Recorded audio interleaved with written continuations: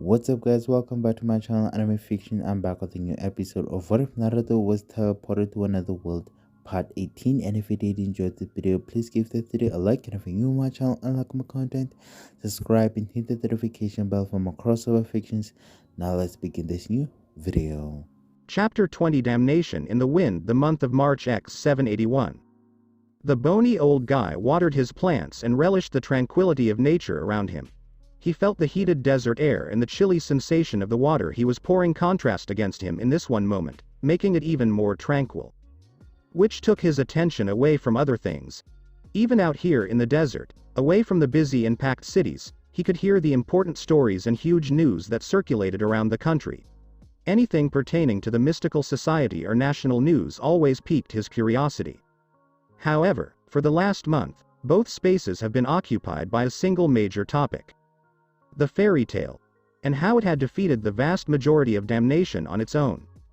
This news quickly went throughout the entire nation of Ishgar Fury, sorry. The entire country rejoiced within the first week. People who had suffered at the hands of those threats screamed out in joy. And there was actual sobbing. Men. Women. Some children as well. Everyone applauded. Within a week, the neighborhood was pleading for answers. What occurred? What exactly did Fairy Tail do? What became to the members of the independent guild? And what punishments were they going to receive in retaliation for their heinous crimes against humanity? And, more than anything else that has happened in the last few weeks, the nation praised Fairy Tail for its courageous actions. Every Fury resident thanked the Reckless Guild from the bottom of their hearts for their actions. People gathered from all around the country to express their gratitude to the members of that guild. All obligations and earnings they had accrued over the years had been cancelled in gratitude and respect for what they had done. Hundreds of mages were considering leaving their guilds and hopping on the fairy wagon while they could. He had never heard such glowing praise for his previous guild in all his years on this planet. Despite his achievement and adulation, he hadn't heard anything from Fairy Tail about what had transpired. He knew more about that guild than anyone else, and if they weren't ecstatic with their victory. Then something terrible happened that was not reported in the media. Walrod C. Ken gazed up at the clouds in the sky, his thoughts drifting back to simpler times, when he was younger. What would you have done in this situation, Mavis? Urza sat in the flower store, waiting for her order to be completed. She sat in silence with a serious expression on her face. She sat up straight, but her eyes were sleepy and entirely concentrated on her hands playing around in her lap. Urza-san. The scarlet-haired girl looked up to find the kind elderly lady holding a bouquet of flowers. She smiled earnestly at the young fairy mage as she handed over the flowers. Thank you. Urza said weakly, looking at the flowers she had purchased. How much do I owe you? She returned to the woman.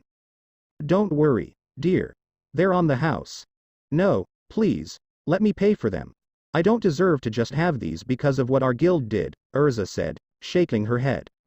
I heard about your loss, and I can't ask for your money while you're paying your respects to those you've lost, she said, smiling and taking the younger girl's hands in hers. Urza was silent for a time before nodding respectfully and said, thank you. The armor girl walked out of the shop and along the street. She looked about at the peaceful serenity the enormous town had achieved after the tumult of the previous several weeks. And every now and again, there were celebrations in town to honor their valor. Despite this, Urza maintained her solemn expression. Because, while the rest of the world was celebrating their victory, the Fairy Tail Guild was anything but cheerful. They were in a state of mourning. Some of them had gone off on regular demands to list their worries and concerns. They had just lost a valuable comrade and had suffered greatly as a result of Damnation's strike. Even though this was excellent news for them because some of them had lost family members to Damnation, they couldn't bear the thought of celebrating when they had lost someone else so quickly. Urza Scarlet. Says the narrator. Urza came to a halt in the middle of the sidewalk and looked back. A dozen rune knights led by their captain stood in the center of town. He fixed his focus on the young woman, not wanting to be thrown off again. It's time. In pain, she stiffened her arms and narrowed her heterochromic eyes. Didn't we say we would answer your questions when we were ready? She asked, matching the knight captain's expression. Yes, but it has been 3 weeks since we first summoned your guild for questioning. We have been very lenient with the issue due to your status after the incident, But orders are orders. We need everyone from your guild who was involved in that incident to come in for debriefing, the captain said, nodding his head. Some of our members aren't here right now, Urza explained. Guildarts and Laxus are off on missions right now, and one of us is still undergoing treatment. I'm sorry, but we can no longer wait, the captain said, taking a step forward. Take us to your guild master. Urza had an argument on the tip of her tongue, but she knew they'd put it off long enough. They'd made excuses and rescheduled the meeting multiple times, but it was unavoidable. She was concerned about the consequences of asking the questions now, but she knew it would happen sooner or later. She began to make her way back to her guild as the Rune Knights trailed behind her. They arrived at their location, and Urza took a step forward. In comparison to how it generally functioned, the Fairy Tale Guild had a somewhat quiet mood. They were still attempting to cheer each other up, and some of them had real grins on their faces, but the loss was still too painful to discuss. The mages stared as the armored S-class mage stepped in, trailed by a small troop of knights. She made her way to the counter in the guild's back room. Mahiro was there, playing with Koyuki and cheering up the unhappy little girl who missed the old man and young kid she hadn't seen in weeks. And Makarov looked up to see the men he had been dreading talking to for the previous month.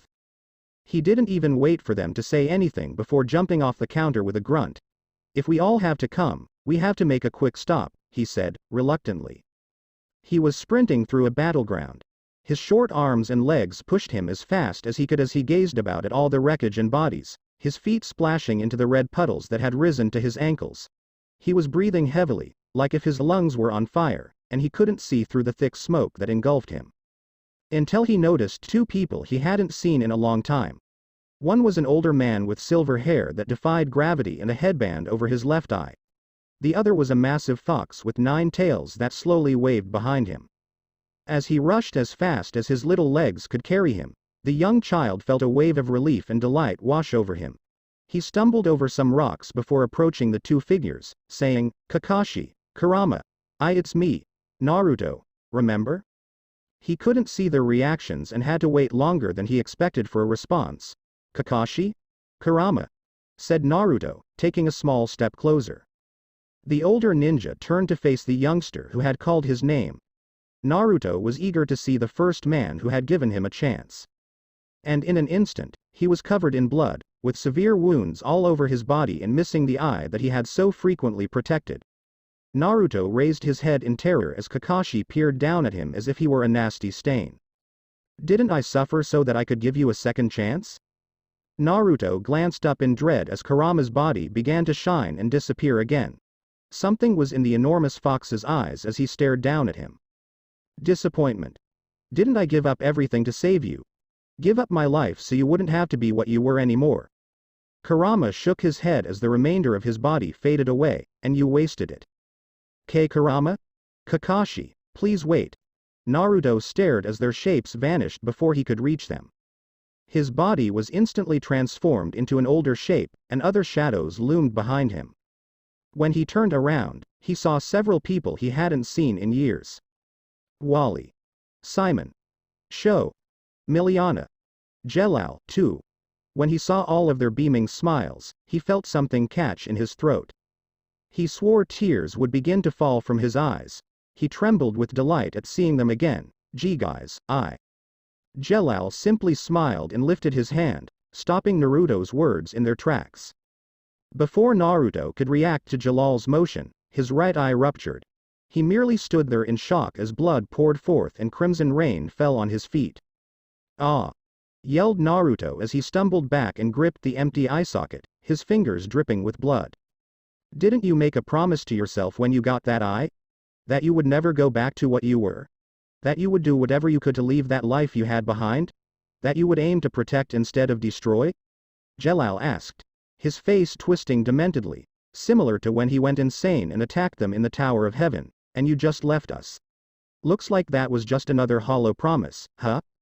Naruto looked up again to see that they had also vanished. Naruto terrified and bolted as fast as he could. "Yura!" he shrieked as his left arm was squashed, twisted, and bent in agonizing ways, and blood spurted out in all directions.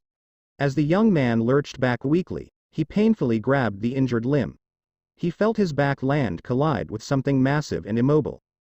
See? I told you, didn't I? When he heard the old gravely voice, Naruto's eyes widened in dread. He carefully turned his head to look up at the large, intimidating man who peered down at him with a patronizing smile in the eye patch he'd memorized. You tried to walk down the path of light, and all you did was tumble back into the dark. I guess the impulse really did take you over in the end, Hades laughed softly. Naruto turned around and attempted to assault the elderly man, but he had already fled. When Naruto looked up again, he noticed that everyone in his guild was beaming at him. But they didn't move. They just stood there. Did you get covered in the blood of friend and foe?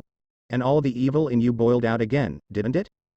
Naruto turned back to hear an ear-poppingly loud blast from something in his path. As the tremendous torrent of wind hit him, he shielded his face and strained to keep his eyes open to glance at his shield. The same uncanny cold grasp crushed his heart when he finally realized what was in front of him. He watched as the same old man he had trained under smiled back at him, his body bloodied and shattered as it had been before. Hashiji, said the old Senju as he stepped back towards Naruto. Hashirama melted into ash the instant they came into touch, leaving him covered in a red dust that eventually transformed into blood. He shivered in horror as he stared down at his blood-soaked body. Our past sins do not leave us simply because we want them to. Naruto raised his head to see the ancient, scarred Damnation chief glaring at him. He was encircled by his entire army, whom he had summoned to combat the ancient ninja from his past. Water and time aren't enough to wash away the blood on your hands. You've always known that, haven't you? He remarked calmly as Naruto's eyes were covered by his hair and he gritted his teeth. All you needed was a little push. A little reminder of what you are. Dot and boom. Snap! Naruto raised his head once again and roared like a beast. A horrifying black energy began to develop in his empty eye, then another began to emerge and cover his damaged arm. His left arm was replaced with a morphic, jagged, jet-black beast arm.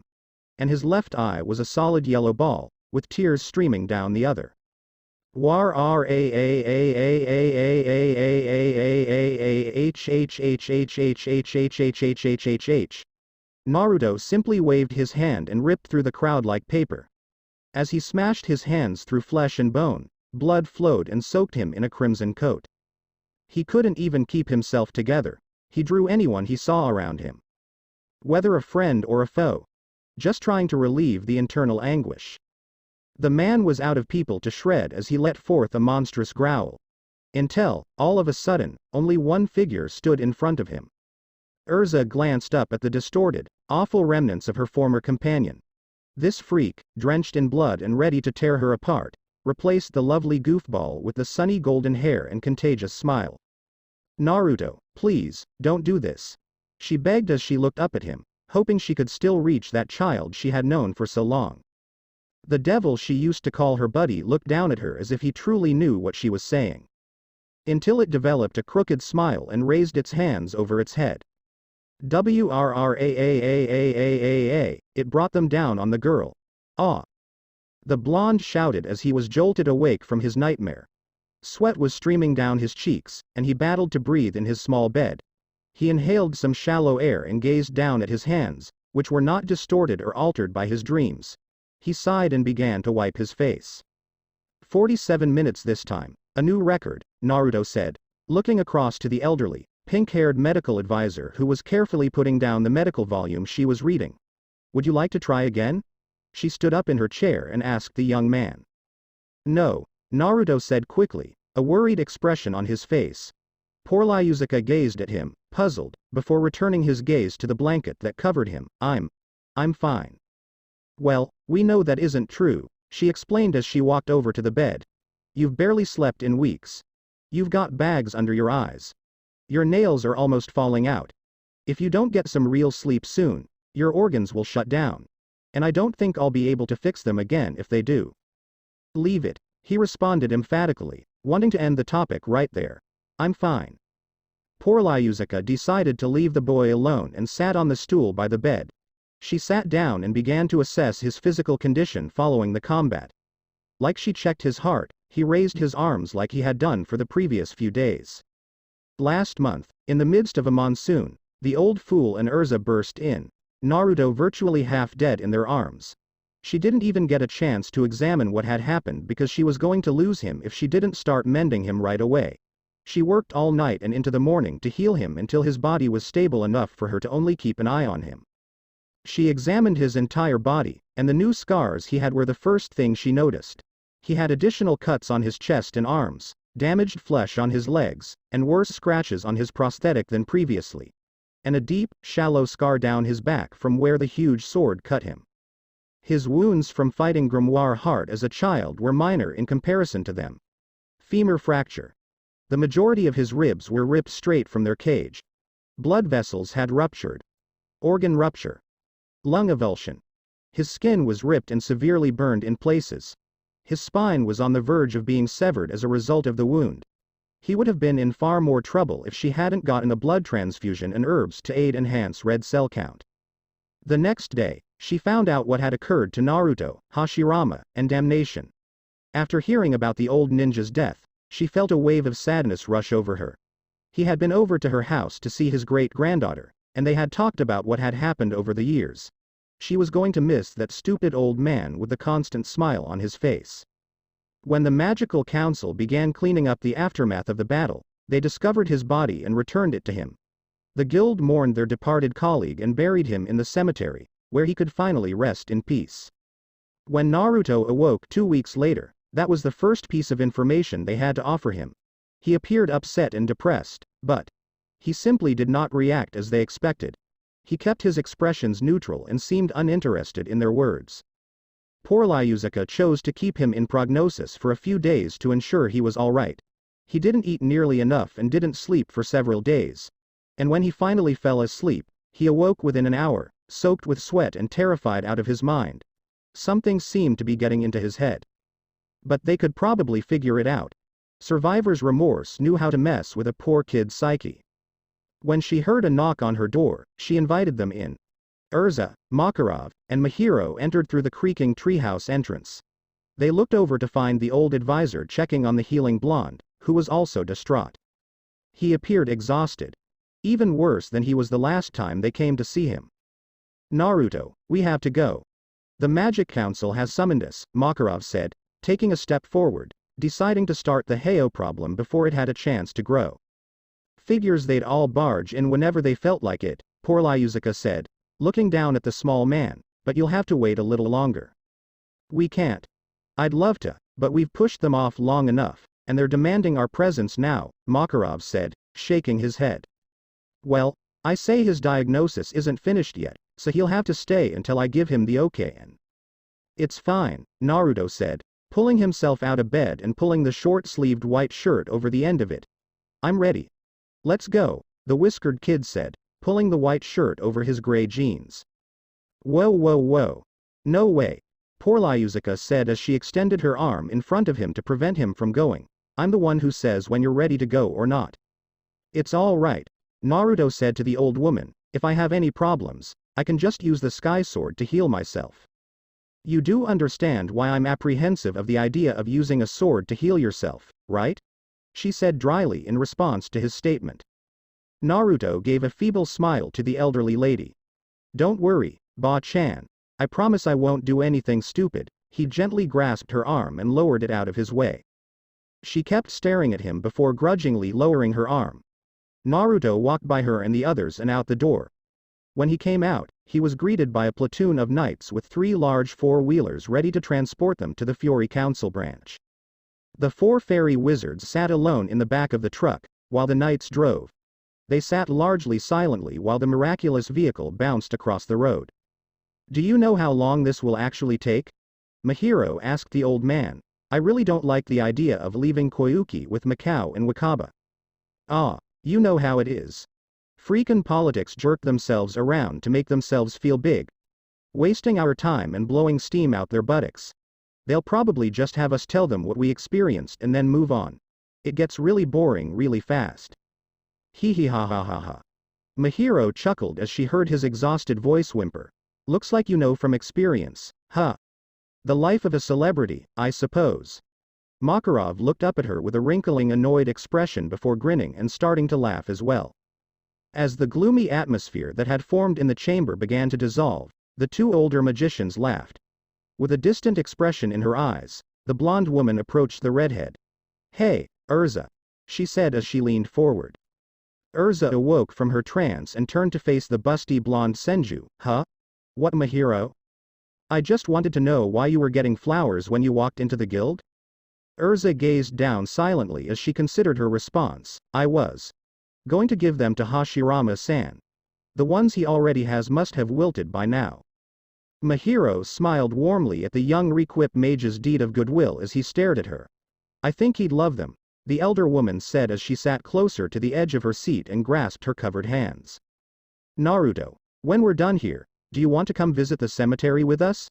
You haven't gotten the chance to see it yet, right?" Mahiro asked as he remained mute throughout the conversation. They received no response from the whiskered teen. They turned to face him, who was silently looking down at his hands. He no longer had the courage to approach any of them. Because, despite the fact that they hadn't said anything to him or openly questioned him, they already knew what he did in that woodland. They were still cheerful and helpful to him, but in his mind, he felt he had deceived them all. Mahiro had faith in him to be powerful, to put his newfound strength to use in order to protect those he cared about. But he couldn't use that strength to protect Hashirama when he needed it the most. And he was no longer in her life. Naruto let him die in his arms while watching over her when she was alone. Would he have been able to save the old ninja if he had been stronger, or if he had a medical magic or kit or something, or at least long enough for him to say his final farewell?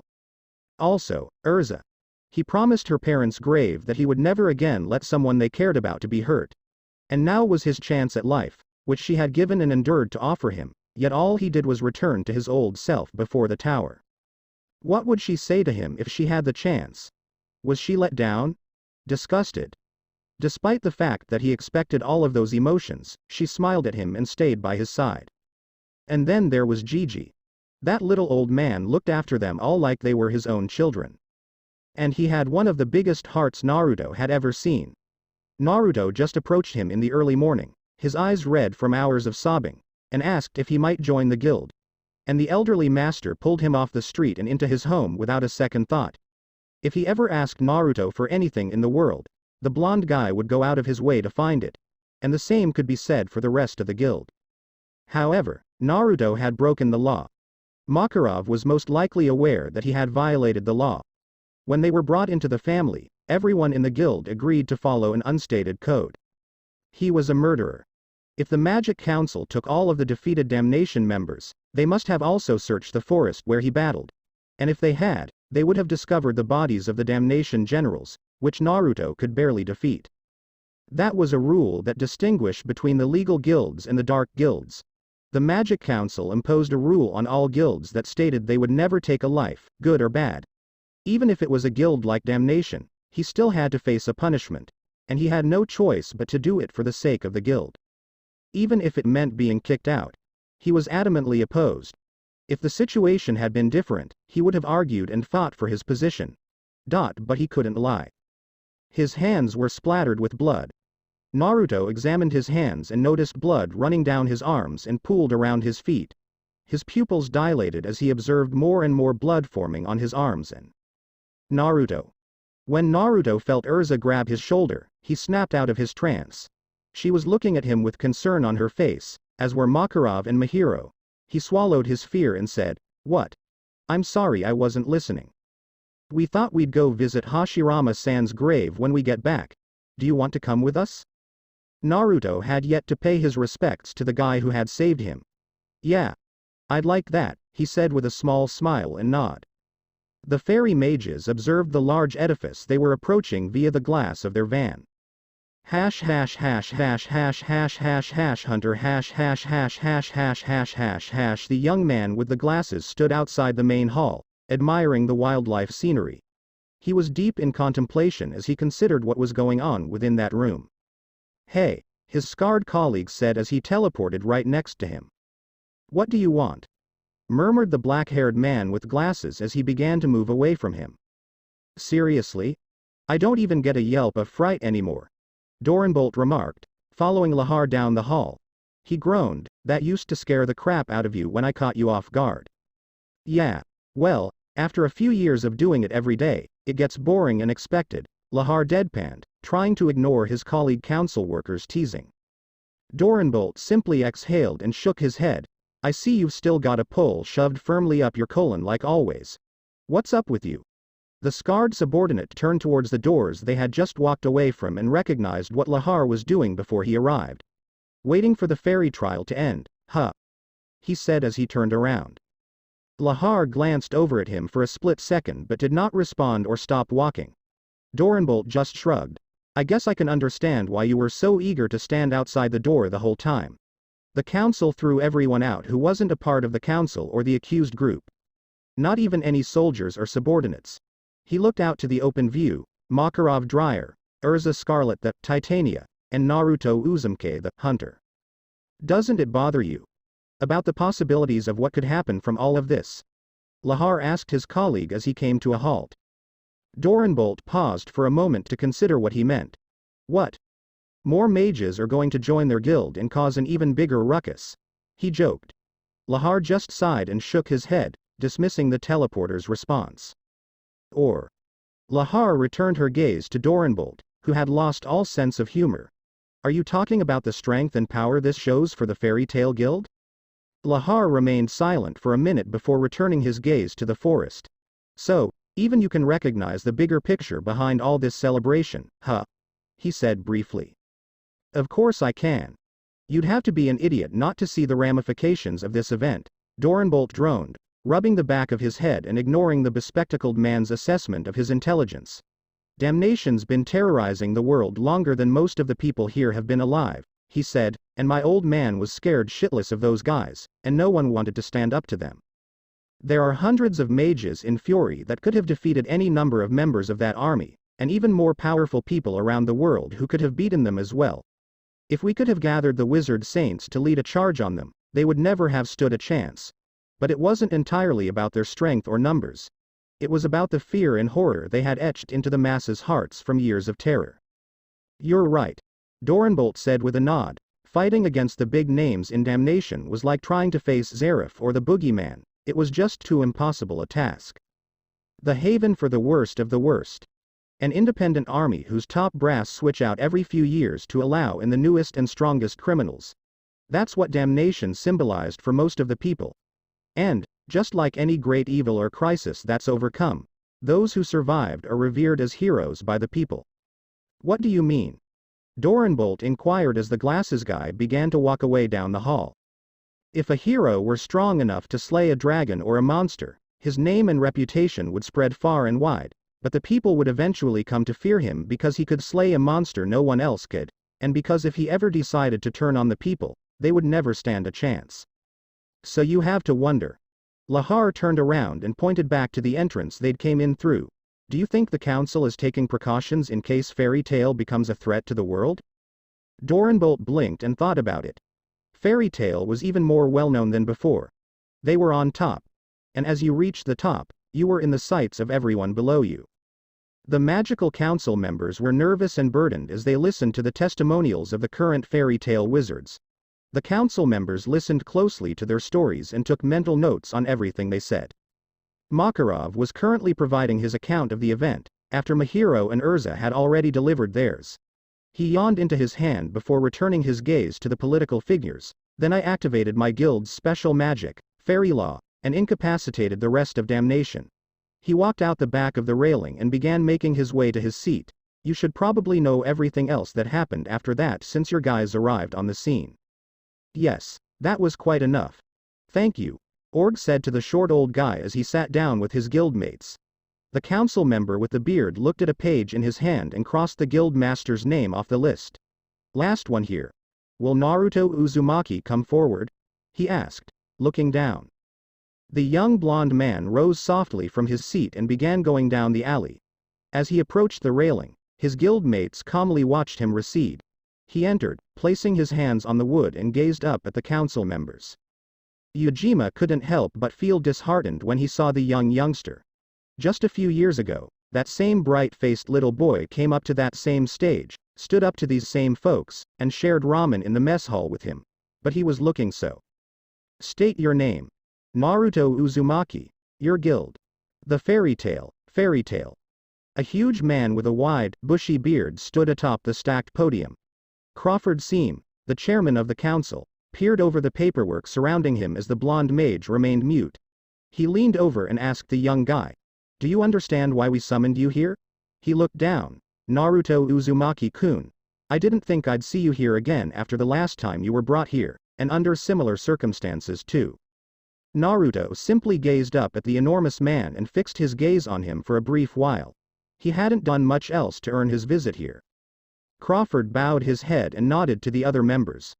Michello, the small cat-like man, grabbed a bag at his side and began to search through it.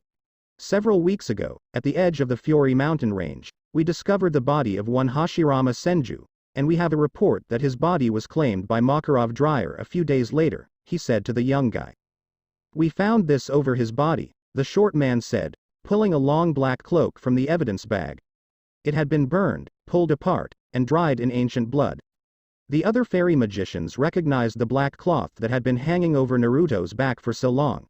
"Answer truthfully. Is this yours? Were you there when Alexander Sorrento and the members of Damnation attacked?" Michello held it out for everyone to see as he peered down at the blonde mage. Naruto gazed at the confiscated cloak, then at the members who were all staring at him. He just nodded, without even trying to lie or explain why they found it.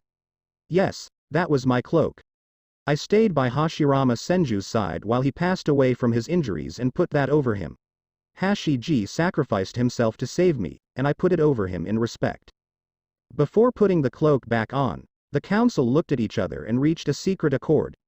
"Naruto Uzumaki, we need your testimony now.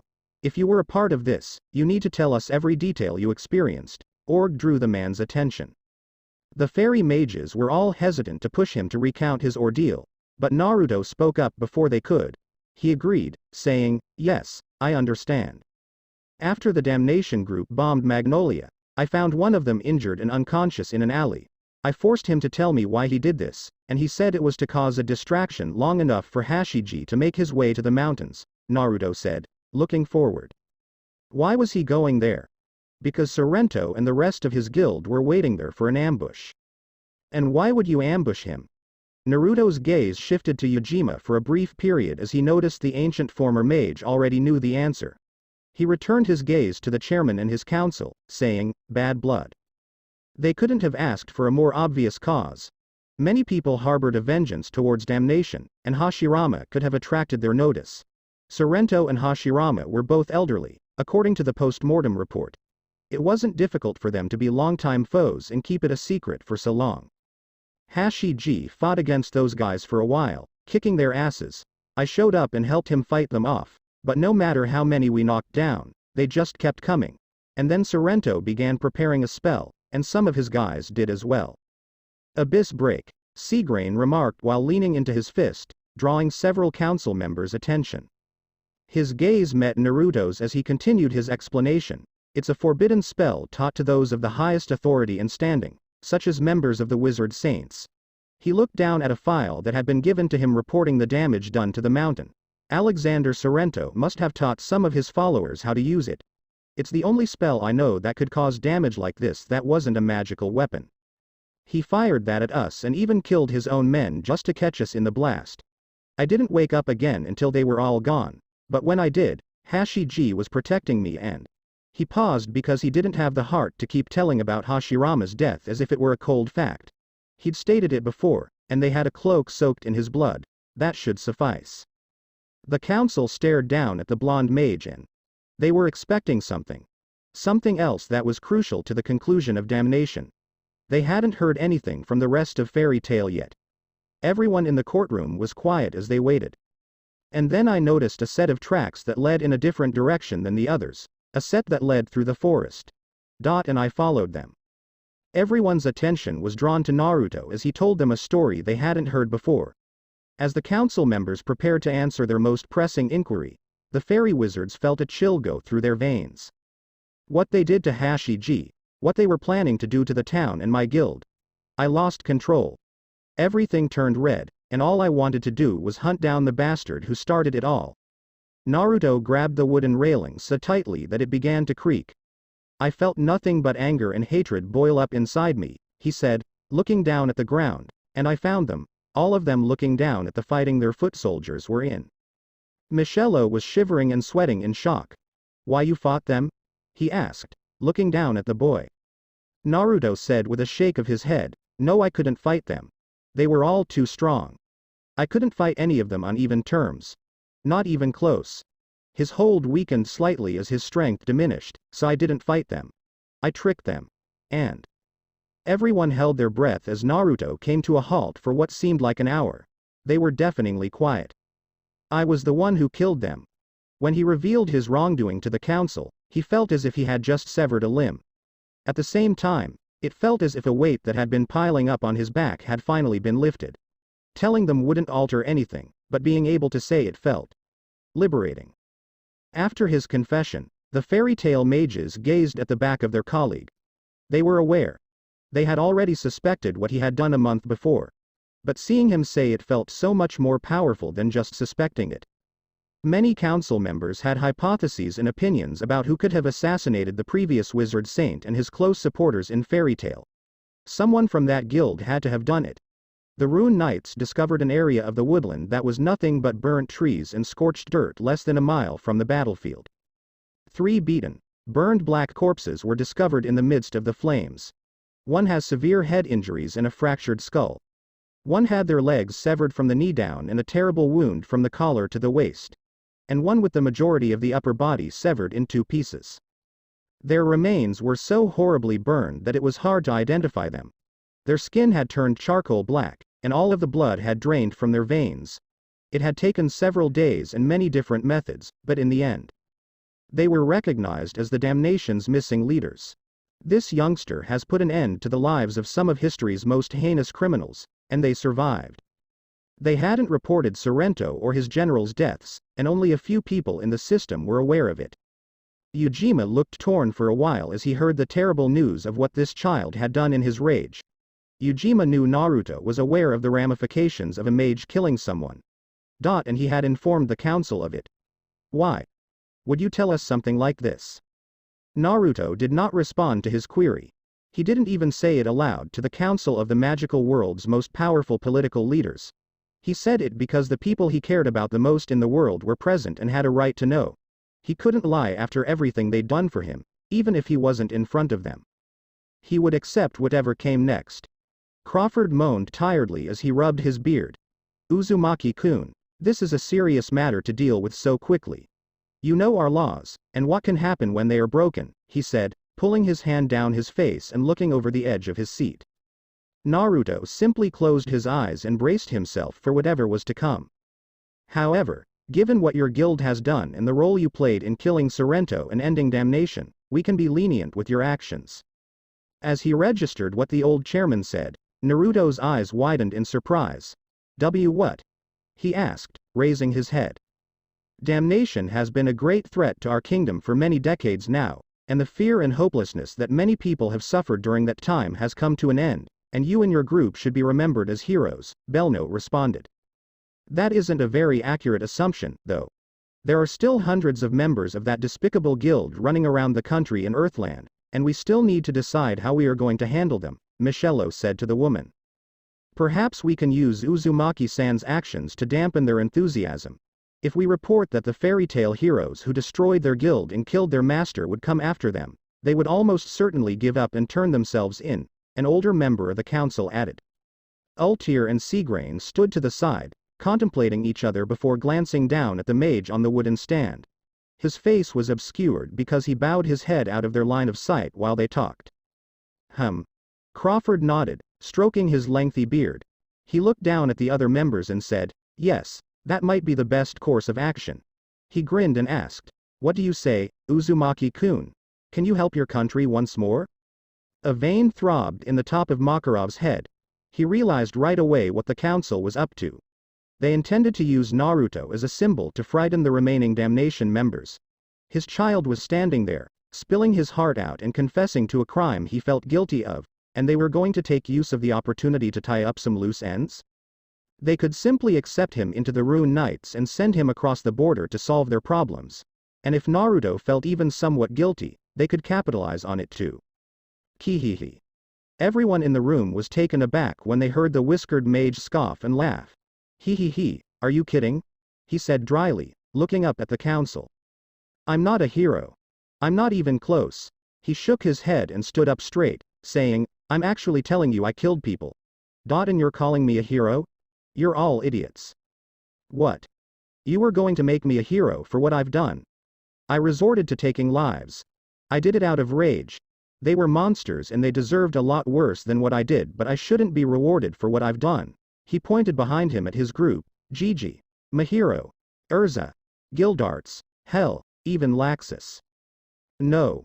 We were. Org jumped up from his seat. I mean, that Sorrento guy was a role model, too, right? A wizard saint you guys passed off on. What? Did he scalp kids and skin animals to get your approval or something? Hold your tongue, boy. Michello screamed angrily as he rose from his seat. What our predecessors chose in their time in power are the choices they deemed appropriate at the time. He scoffed. Whatever the results, positive or negative, it's our duty to do what we can for the betterment of Fury. And now that means waging war on a broken illegal guild that probably can't even hold itself together for much longer.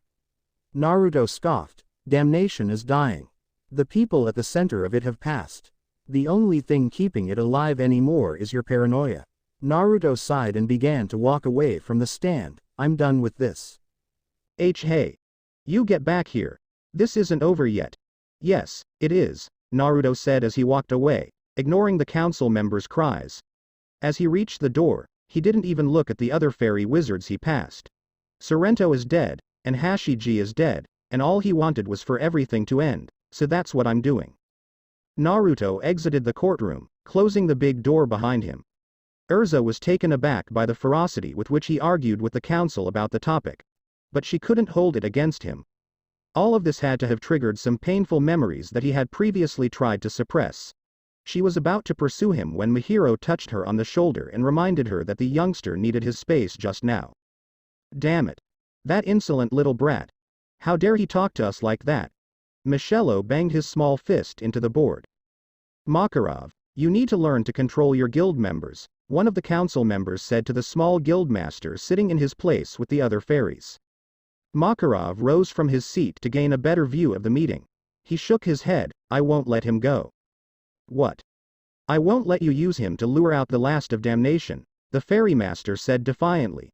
That boy has suffered enough from the idiocy of people trying to use him, and I won't let it go any further.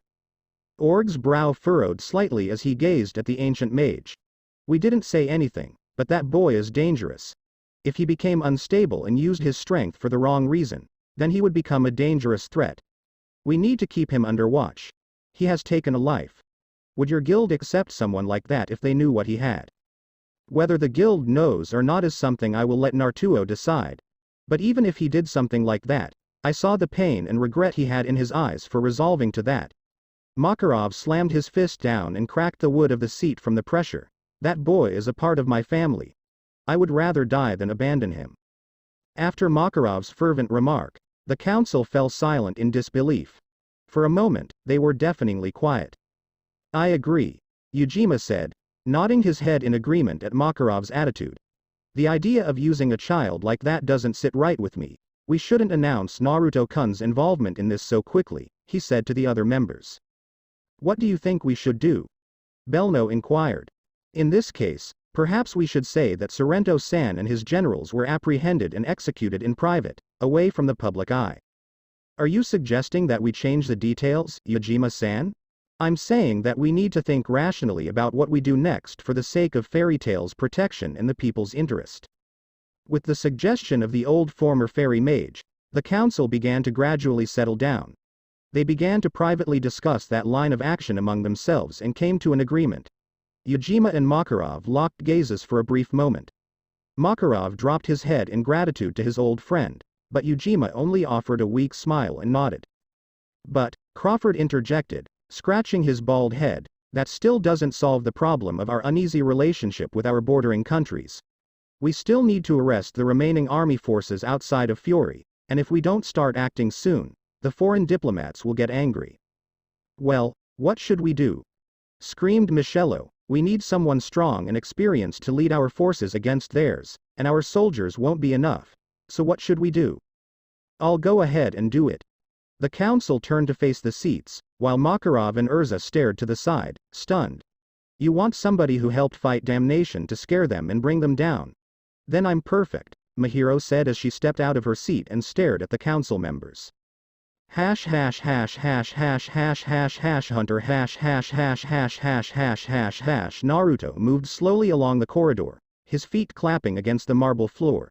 He roamed around aimlessly, dissatisfied with how he acted in there.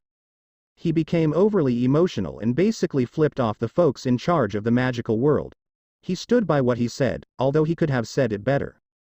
But hearing them praise him and use what he had done to intimidate others into behaving and following their rules. You and your power. We put them to use for the benefit of our village. It felt like I was being used by Dans again. They certainly didn't want to sound so harsh, but hearing it left him with a terrible taste in his mouth. As his consciousness faded, Naruto rested against the wall and gazed up at the ceiling. He definitely needed to sleep. What should I do now? What would Urza and the others think? Was the council really planning to make this public? Will he be excommunicated for his actions? All he could do now was wait and watch what happened. But he knew this was something that would follow him forever. This would constantly be on his mind, whether in the back of his mind or in the thoughts of the council. He wishes there had been another way for all of this to have happened. Sorrento truly deserved what happened to him. And the other criminals deserved whatever punishment was imposed on them, whether it was execution or spending the remainder of their lives in a cell. He wasn't disputing it. It's only. He wished it hadn't been him who put an end to everything. It appears you have quite the dilemma pounding around in your head. Naruto turned to face the voice that had broken his deep quiet, only to see a familiar blue-haired man stroll over to him.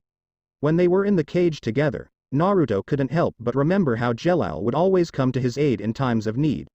Maybe it was some strange cosmic joke for his twin brother to show there and perform the same thing. Shouldn't you be in there with the rest of them? He asked, turning away from Seagrain. No need. At this point, it's just a bunch of old codgers arguing amongst themselves, he smiled, waving his hand, and they're so busy I don't think they'll notice I left a second thought projection with them. Naruto simply remained silent and gazed out at the garden. Seagrain simply joined him at his side, allowing stillness to fill the space between them. You must have grown significantly stronger since your last visit here a few years ago, he added, and with a little more time, you might be wizard saint material before you know it. Naruto laughed dryly and shook his head. I'm really not. I suppose a title like that isn't as appealing to everyone as everyone thinks. Why are you here, Seagrain? It seemed like you were very conflicted in there, and after that brief moment, I'm certain you're trying to hide what this has done to you. Also, the council has decided against announcing what you've done for the time being. Thanks for your concern and everything. Naruto massaged his tired eye, but I'm fine, and I don't feel like talking about it.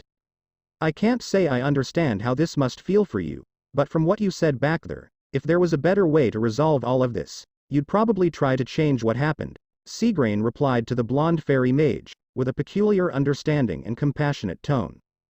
But you should know that we are grateful for what you have done. Whether the action or course of action was right or wrong, the sacrifice you made and the result have benefited everyone greatly. Fairy Tail has saved countless lives and put the pain of thousands of dead to rest, and for that, the people of Fury will be eternally grateful. After hearing the other man's comments, Naruto felt a little wave of comfort wash over him. Naruto was so preoccupied with his own personal consequences that he had almost forgotten what this meant to so many other people. People who had lost friends and loved ones to damnation could now breathe a sigh of relief. The trauma they experienced, such as at Levy's hometown or with Parker G's son, may eventually be overcome. At the very least, they may finally be joyful and no longer be afraid. Imagine it. Seagrain smiled as he stared up at the ceiling. People motivated and strengthened to do whatever they can. By the killer of damnation. Naruto's eyes widened in amazement as he turned to face Seagrain. What? He gave Naruto a sinister smile and giggled slightly. Well, people are going to start spreading rumors soon enough. Even if we make an announcement about them being executed, some people will still believe someone else took them out entirely by himself, and they will feel motivated to take up arms for themselves. He paused. Well, people are going to start spreading rumors soon enough. Even if we make an announcement about them being executed, some people will still believe someone else took them out entirely by himself, and they will feel motivated to take up arms for themselves. How? Naruto snatched Seagrain's collar and threw him against the wall. How can you just laugh at that? You want to make people killers? Are you sick? Naruto shook his head and moved his face to gaze squarely into Seagrain's eyes. Killing whoever you want isn't the way to solve an issue. It isn't right. The blue-haired council member smiled gently. Now, who are you trying to convince? Me? He looked up, frantic, and gazed into Naruto's blue and brown eyes, or yourself. As he lowered his head, Naruto's sleepy eyes widened in fear. He let one hand slip from Seagrain's collar and fall to his side. Are you trying to run away from something you know you can't control? Naruto carefully raised his arm once again. Or are you just trying to convince yourself that you've changed into someone who can stick by your friend's sides? Naruto cocked his fist back and squeezed it tightly until veins protruded from his skin. Do you really regret taking people's lives, or are you just lying to yourself? Naruto's eyes became icy, and he punched the wizard saint in the head. Hash hash hash hash hash hash hash hash hunter hash hash hash hash hash hash hash hash. What exactly did you say? I said I'd do it, Mahiro remarked as she rose from her seat and faced the council. You want someone who fought Damnation to lead the charge, right? She marched towards them. Well, you heard my testimony. I'm perfect. We can't just take some random mage like you and put you in charge of a platoon like that. Michello objected. You were ready to do that to Naruto. Why not me? She pounded her hand into her breast. What do you want to see me do? Fight? Lead? Show my tactical abilities? My magical limits? I'll do whatever I have to. Bring on your best, and I'll show you I'm better. Why, my grandfather was Hashirama Senju. I have a personal stake in this conflict. Mahiro clenched her hands and scowled at the council. And, if I do this, I want Naruto Uzumaki's involvement in this matter to be dissolved from record. The council and fairies were all taken aback by the blonde Senju, who held firm in her resolve. If you can promise that, I will obey your commands for as long as I have to. She crossed her arms. The council members exchanged glances as they considered the Senju woman's boundaries. Crawford stated, we need time to reach an agreement. Please excuse us. The council dissolved out of the room, leaving the fairy magicians alone. What the hell are you thinking? Urza rushed out of her seat and ran to Mahiro. Urza, you can't just leave like that, Mahiro. Urza cried angrily as she confronted her mother figure. It's dangerous. What if you get hurt? We just lost Hashirama-san. We can't lose you as well, she said, swiping her hand. You won't, Urza. I promise. Mahiro tried to comfort Urza, but her hand was swatted away by the armor girl's gauntlet. You can't promise that, Urza cried back. Hashirama-san promised he was going to come back. Naruto promised he wasn't going to get hurt. What if you never come back? What will? Mahiro grabbed Urza's shoulders and smiled firmly at the terrified girl. She stared the Scarlet Girl in the eyes and said, I promise Urza, I will always come back home. Urza was conflicted, but she swallowed her argument and shook her shoulders. Are you sure about this? Makarov asked as he approached them. Mahiro simply smiled and shook her head, positive. Not just for Naruto and Oji-sama, but for my own reasons as well.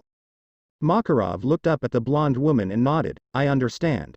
He asked, what about Koyuki? Are you going to take her with you?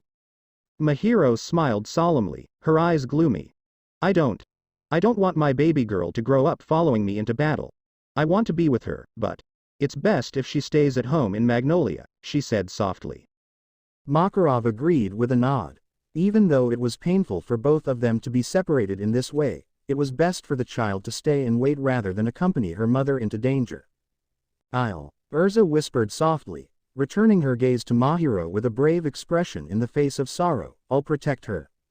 Always. Until you can come back. Mahiro smiled and felt her eyes mist slightly as she hugged the younger woman. She kissed her head and said, watch over her. And Naruto. They'll need you now more than ever. Urza just nodded and returned the hug as warmly as she could. They lingered in one another's arms for a moment. Bam! The sound of shattering concrete was heard, and the room rocked slightly as a result of the force. They bolted from the court and hurried towards the sound. A large group of rune knights were softly whispering to themselves as they surrounded something. The fairy mages pushed their way through the crowd to see what everyone was so excited about. Naruto stood there, Seagrain pressed against the wall. Naruto's fist, which had cratered the rock and spread fissures throughout the entire wall, was less than an inch away from his head. But Seagrain's smile didn't flinch for a second. As the wall succumbed to the harm and crumbled into debris, Naruto slowly pulled his fist out of it. He gently let go of the wizard saint and began to walk away softly. A swarm of knights blocked his route. Move. They all stumbled back from the blonde's low order. He walked by them and began making his way to the front of the institution. Urza took a step forward and watched Naruto walk away. "I'm sorry," she said, lowering her head and looking across at Seagrain. "He's not himself right now." Seagrain simply grinned and calmly adjusted his collar. He closed his eyes and said, "It's okay. I understand that he must." Thwack. When Urza punched Seagrain across the face without warning, everyone's eyes opened in surprise. He collapsed on his buttocks as the power of her strike turned his cheek red. Even if it was a thought projection, he felt a twinge of pain move through his physical body. The knights were astounded that she had just punched a wizard saint and a council member. Urza grabbed his collar and glared him down before he could stand up. "If you ever come close to him again," she hissed, "I'll do a lot worse." She flung him down and began walking away as well. Seagrain sat quietly, cautiously touching his wounded cheek. As they went away, they smiled. The protagonist, the redeemer, the antagonist. Even after all these years, the three of them still performed flawlessly.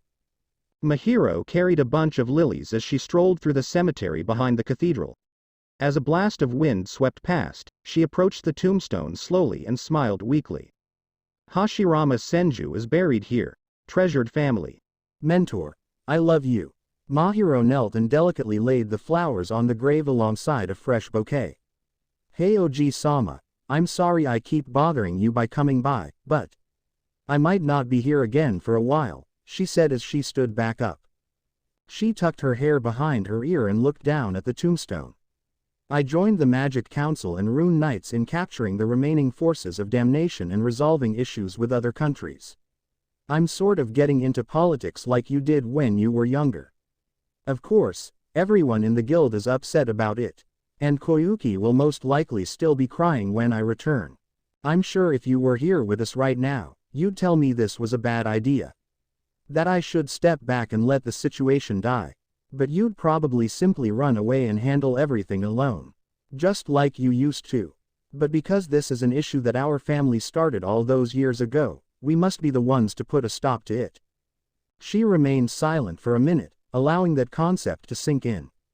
She clung to her own arm for strength as she turned her gaze away from the grave. "I remember Mom always smiling, hugging me, and telling me she loved me.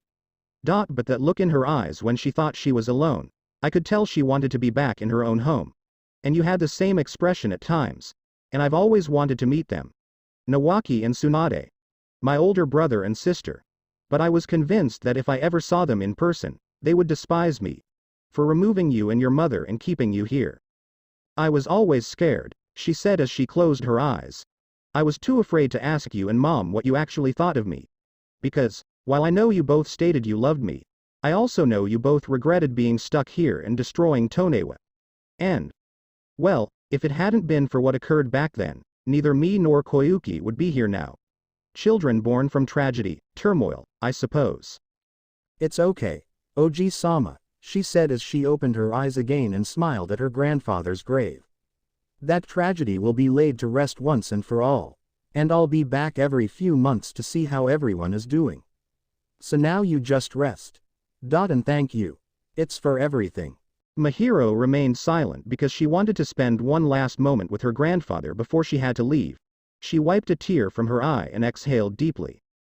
Her attention was drawn to a set of footfall moving across the grass. They became louder and louder until they came to a halt at her side. She turned to see Naruto standing silently in front of Hashirama's grave. He didn't bring flowers, but he kept his head down and out of her way. After a brief period, she noticed his shoulders swaying lightly as his mouth opened and closed. He glanced at her with sorrowful eyes, as if he was striving to say something. He acted as if he wanted to beg her pardon or beg her not to leave.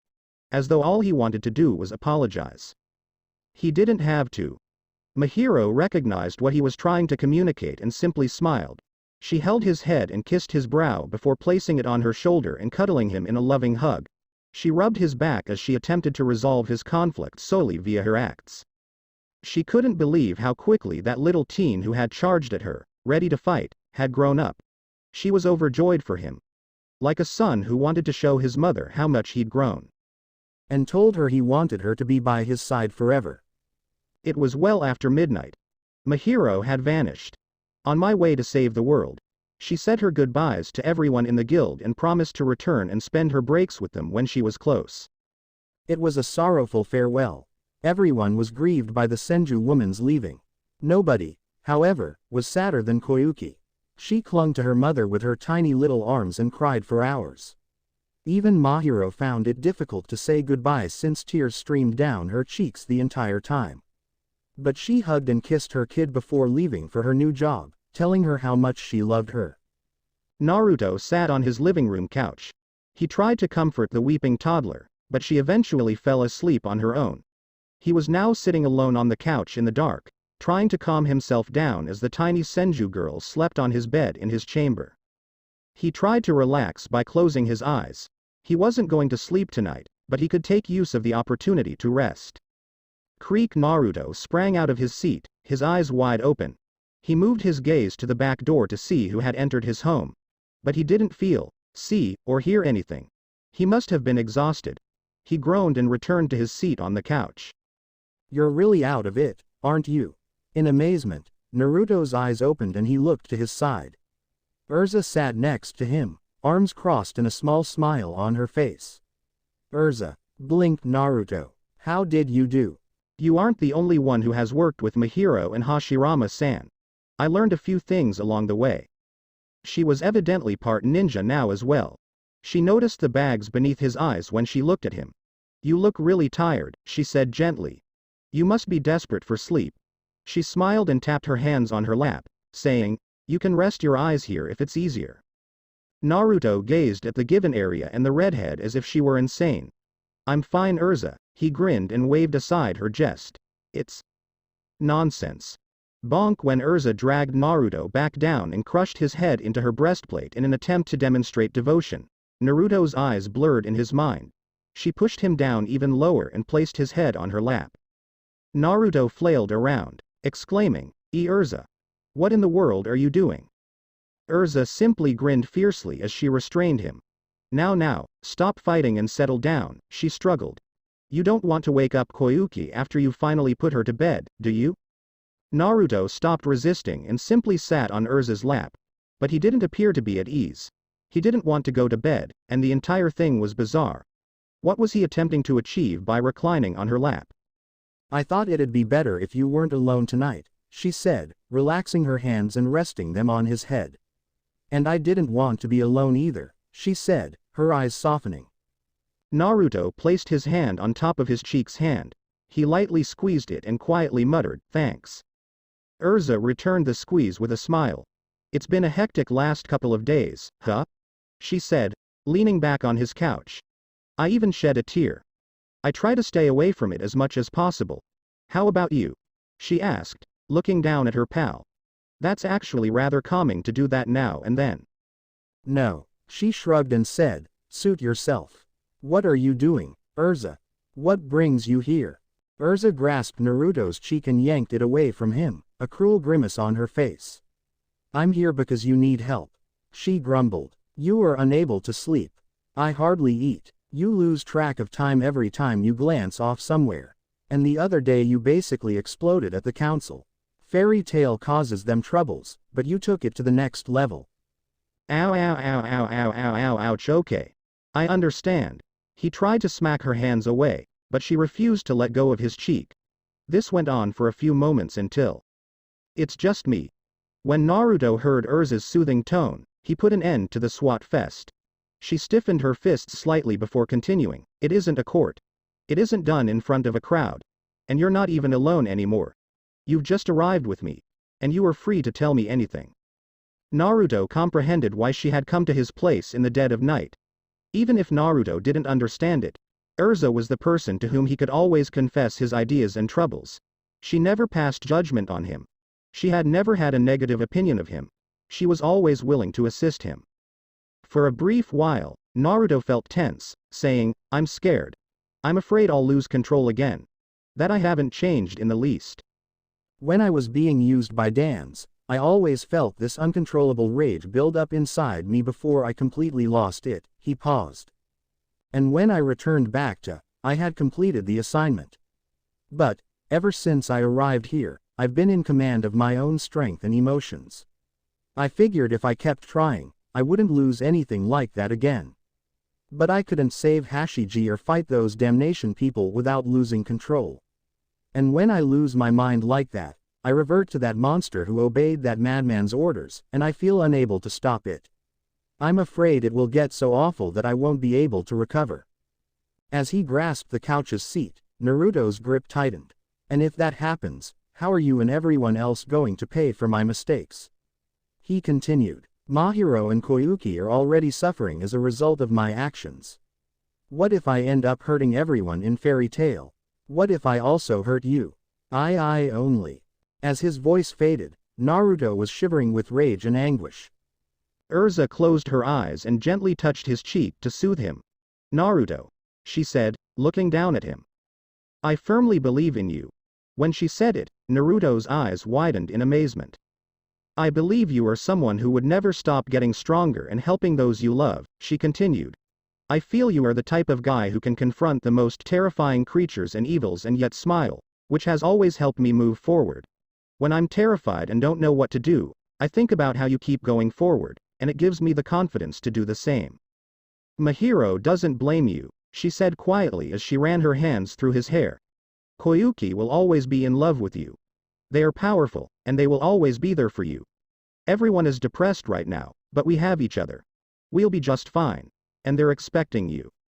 I'll always be by your side. If you ever feel you've gone too far, I'll come to your aid and pull you back. If you ever get harmed, I'll be there to pick you up. It will not be easy to move on from what occurred here. But I will always believe in you."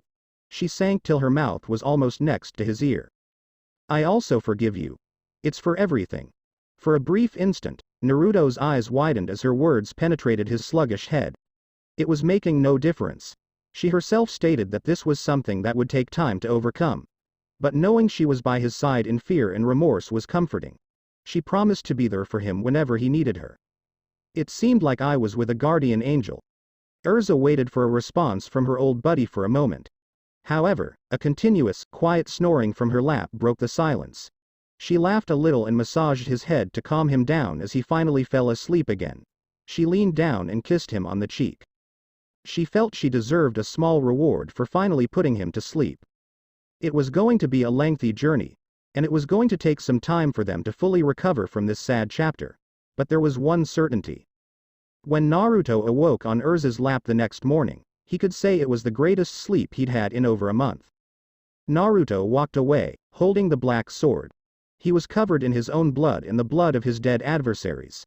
He stumbled away from the site of his rampage against the Damnation commanders, broken and bruised. The clearing was deafeningly quiet.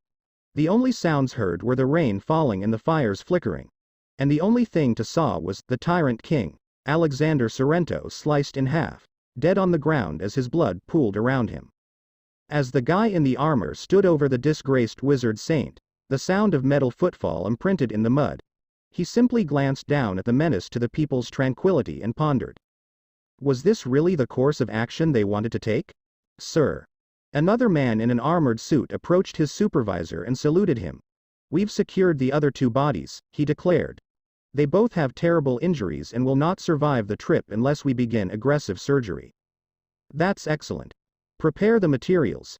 He turned away from the body at his feet, saying, "Don't forget to grab him as well." The soldier shook slightly in concern before returning his gaze to his higher officer. "Sir, are you certain about this? Bring that dude?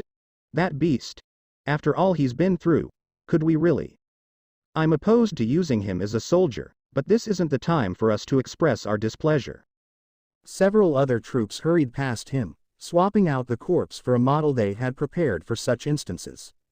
They began to shape the false body with magic until it was an exact facsimile of the Tyrant King's corpse. He had the duty to protect the interests of this country by any means necessary. He turned to glance over his shoulder. And if the planet is actually on the verge of disaster, we will continue to utilize him for as long as we need to. As they left the phony body for the fires to consume, the soldier unwillingly nodded his head in agreement. And for the rest of the world to believe a sham. To be continued. That's it for this podcast. Thanks for listening to this video. I hope you did enjoy this part of the story, and if you did, like, share, and subscribe for more. And thank you all for helping support, and have a great day.